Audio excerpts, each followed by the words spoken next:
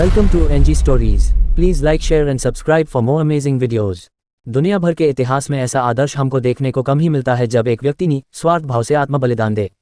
वीर गोकुला के पूर्वज सदियों से महावन बलदेव क्षेत्र के जागीरदार राजा थे।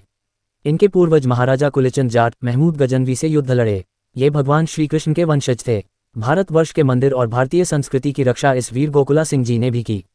वीर गोकुला सिंह ने निस्वार्थ भाव से औरंगजेब द्वारा पेश की गई मथुरा की गद्दी को ठुकरा दिया था।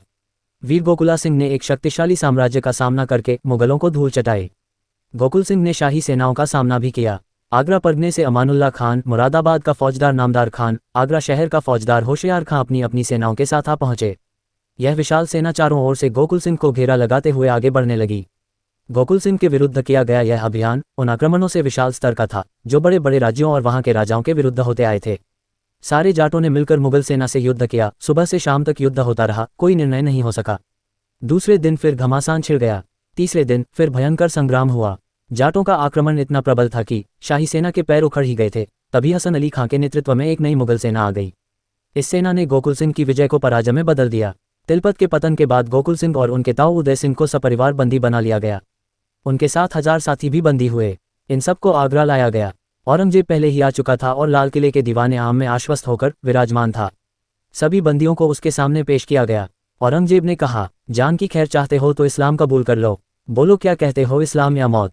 अधिसंख्य जाटों ने कहा, बादशाह अगर तेरे खुदा और रसूल का रास्ता वही है जिस पर तू चल रहा है तो हमें तेरे रास्ते पर नहीं चलना। हमें मौत मंजूर है। अगले दिन गोकुल सिंह और उदय सिंह को आगरा कोतवाली पर लाया गया। उसी तरह बंधे हाथ, गले से पैर तक लोहे में जकड़ा शरीर। गोकुल सिंह की सुडौल भुजा पर जल्लाद का पहला कुल्हाड़ा चला तो हजारों का जनसमूह हाहाकार कर उठा। कुल्हाड़ी से छिटकी हुई उनकी दाईं भुजा चबूतरे पर गिरकर फड़कने लगी। परंतु उस वीर का मुख ही नहीं शरीर भी निष्कंप था। उसने एक निगाह फुव्वारा बन गए कंधे पर डाली और फिर जल्लादों को देखने लगा कि दूसरा वार करें। परंतु जल्लाद जल्दी में नहीं थे। उन्हें ऐसे ही निर्देश थे। दूसरे कुल्हाड़े पर हजारों लोग आर्तनाद कर उठे। सभी हिंदू लोगों ने आंखें बंद कर ली। अनेक रोते हुए चले गए। कोतवाली के चारों ओर मानो प्रलय हो रही थी। एक को दूसरे का होश नहीं था। वातावरण में एक ही ध्वनि थी। इधर आगरा में गोकुल सिंह का सिर गिरा, उधर मथुरा में केशवराय जी का मंदिर। इस तरह मुगल औरंगजेब ने गोकुल सिंह को तड़पा तड़पा कर मारा। इसी तरह हमारे साथ बने रहे आगे की रहस्यमयी कहानियों के लिए। धन्यवाद। Please like, share and subscribe.